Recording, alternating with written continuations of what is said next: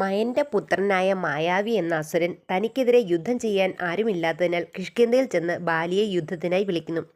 ബാലിക്ക് ഒരു വരം ലഭിച്ചിരുന്നു. തൻ്റെ നേരെ വന്ന് യുദ്ധം ആര് ചെയ്താലും അവരുടെ പകുതി ശക്തി തനിക്ക് കിട്ടുമെന്ന്. ഇതിനാൽ ധൈര്യത്തോടെ യുദ്ധത്തിനായി ബാലി ഇറങ്ങിച്ചെന്നു. ബാലിയോട് യുദ്ധം ചെയ്ത് തോൽക്കുമെന്നായി അസുരൻ ഓടിപ്പോയി ഒരു ഗുഹയിൽ ഒളിക്കുന്നു.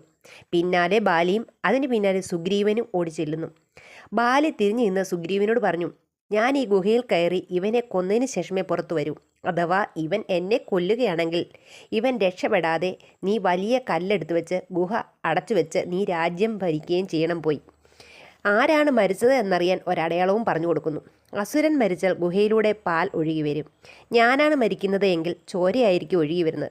ഇത്രയും പറഞ്ഞ് സുഗ്രീവനെ കാവൽ നിർത്തി ബാലി ഗുഹയ്ക്കുള്ളിലേക്ക് പ്രവേശിക്കുന്നു. ബാലിയും മായാവിയായ അസുരനും ഏറെനാൾ യുദ്ധം തുടർന്നു. താൻ മരിക്കുമെന്ന് ഉറപ്പായ മായാവിയായ അസുരൻ ബാലി രക്ഷപ്പെടരുത് എന്ന ഉദ്ദേശത്തോടെ തൻ്റെ മായാവിദ്യയാൽ പുറത്തേക്ക് ചോര ഒഴുക്കുന്നു. ഇത് കണ്ട് തെറ്റിദ്ധരിച്ച സുഗ്രീവൻ ജ്യേഷ്ഠൻ പറഞ്ഞതുപോലെ അസുരൻ രക്ഷപ്പെടാതിരിക്കാൻ ഒരു കല്ലിട്ട് ഗുഹാദ്വാരം അടയ്ക്കുകയും ദുഃഖത്തോടെ കിഷ്കിന്ധയിൽ ചെന്ന് വിവരം അറിയിക്കുകയും പിന്നീട് രാജാവായി കഴിയുകയും ചെയ്യുന്നു. ഈ സമയം അസുരനെ കൊന്നിട്ട് വന്ന ബാലി കാണുന്നത് സിംഹാസനത്തിൽ ഇരിക്കുന്ന സുഗ്രീവനെയാണ്. ഇതിനായിരുന്നോ നീ എന്നെ ഗുഹാദ്വാരം അടച്ച് കൊല്ലാൻ നോക്കിയത് എന്ന് പറഞ്ഞ് സുഗ്രീവനെ കൊല്ലാനായി ബാലി ചെല്ലുന്നു. തൻ്റെ നിസ്സഹായ അവസ്ഥ ഒന്ന് കേൾക്കാൻ പോലും ബാലി തയ്യാറായതുമില്ല. അങ്ങനെ സുഗ്രീവൻ ഓടി ഓടി ബാലികേറാ മലയിൽ ചെന്ന് അഭയം പ്രാപിക്കുന്നു.